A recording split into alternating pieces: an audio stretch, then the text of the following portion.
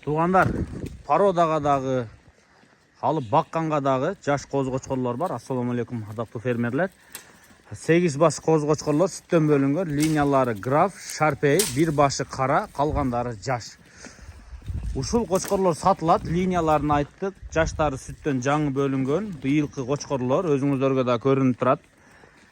Бұлар арзан бағада беріледі. Бағалары қандай десеңіздер, 8 башты 200 қаншаға дедіңіз? 215 мың сомға эле қойды. 27 мың сомның төгөрөгүндө болуп калат экен. Азыр бираз күн ысык.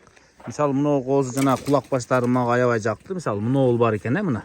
Ары бурулуп кетти. Мисалы, мунун башын көтөрүп мына. Кыскасы ушундайлары пародага дагы жарайт. Көрдүңүздөрбү? Алып багып пародага сатсаңыздар дагы болот.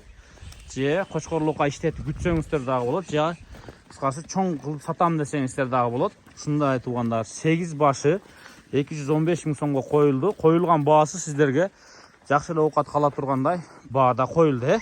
Кыскасы кызыгып көрүңүздөр. Ушулар сатылат тугандар. Мына карасы дагы килтейген кочкор экен. Машалла. Ушул кочкорлор сатылат. Кулактарын жана мен көтөргөндө жакшылап көрүп калдыңыздар, Эми болсо мына куйрук жактарын жакшылап көрүңүздөр. Ушуларды биз сиздерге сатыкка коюп беребиз. Дареги Панфиловда тугандар, бул Чүй облусу болуп калат. Панфилов району, Панфилов айылы, Кара Балтанын күн батыш тарабы болуп калат.